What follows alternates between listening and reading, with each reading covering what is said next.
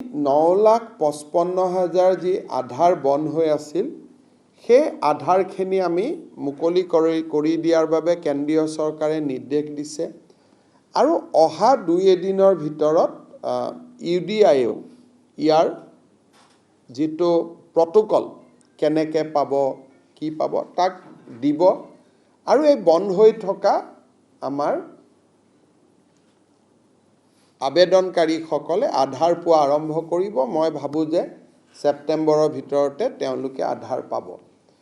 কিন্তু আধাৰক লৈ নতুন এটা সমস্যা হৈছে যে অসমৰ বহুকেইখন জিলাত ধুবুৰী গোৱালপাৰা আদিত জনসংখ্যাতকৈ বেছি আধাৰ কাৰ্ড ইস্যু হৈছে। তাৰ মানে কোনে আধাৰ লৈছে যে ডেফিনেটলি কৰবাত নহয় কৰবাত সন্দেহযুক্ত লোকেও আধাৰ ল'ব সক্ষম হৈছে। অসম চৰকাৰে অহা 10 দিনৰ ভিতৰত এটা আমি নটিফিকেশ্যন ইস্যু কৰিম যে যদি আপুনি অৰিজিনেলি NRCত আবেদন কৰা নাছিল তেতিয়াহ'লে আপুনি অসমত আধাৰ নাপাব। নাম থাকা আৰু নাথাকা পিছৰ কথা, কিন্তু অন্ততঃ আবেদনকাৰী হ'ব লাগিব। তাৰমানে 14ত NRCৰ কাৰণে আমি আবেদন কৰিছিলোঁ, আমাৰ নাম থাকা নাথাকা ই এটা দ্বিতীয় বিতৰ্ক। কিন্তু সেই সময়ত যদি আমি NRC আবেদনেই কৰা নাছিলোঁ নিজৰ নামটো সোমোৱাবৰ কাৰণে, তাৰমানে আমি অসমত নাছিলোৱেই। বুজি পাইছে কথাখিনি?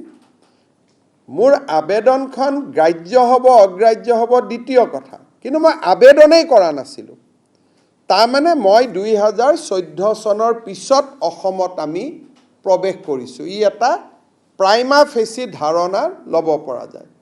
সেইকাৰণে এতিয়া আমি অসমত আধাৰ কাৰ্ড দিয়া ছিষ্টেমটো এই 9,55,000 মানুহে আধাৰ কাৰ্ড লৈ যোৱাৰ পিছতেই নতুন মানুহে আধাৰ কাৰ্ড বিচাৰিলে, বিশেষকৈ এডাল্ট পপুলেশ্যনে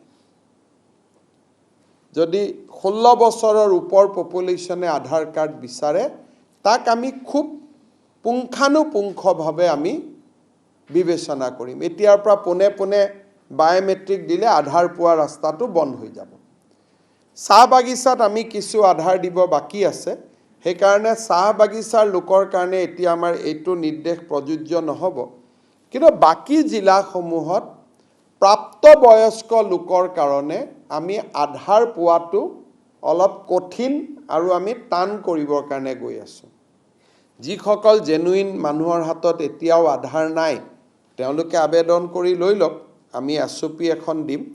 কিন্তু অহা 1 তাৰিখৰ পৰা 1 অক্টোবৰৰ পৰা অসমত আধাৰ লাভ কৰাটো এটা কঠিন পৰীক্ষাৰ মাজেৰে যাব লাগিব, এক্সেপ্ট দ্য টি গাৰ্ডেন। কাৰণ টি গাৰ্ডেনত আমিয়ে দিব পৰা নাই, সেইখিনি মানুহক বাদ দিছোঁ কাৰণ তেওঁলোকৰ কাৰোবাৰ হাতত আধাৰ নাহে, চকু দি ল'ব লাগে, আমি চকুৰ মেচিনটো দিব পৰা নাই। কিছু বাস্তৱ অসুবিধা টি গাৰ্ডেনত আছে, সেইখিনিক বাদ দি আমি প্ৰাপ্তবয়স্ক লোকে এতিয়াৰ পৰা আধাৰ বিচাৰিলে আমি খুব ষ্ট্ৰিক্ট কৰিবৰ কাৰণে সিদ্ধান্ত লৈছোঁ।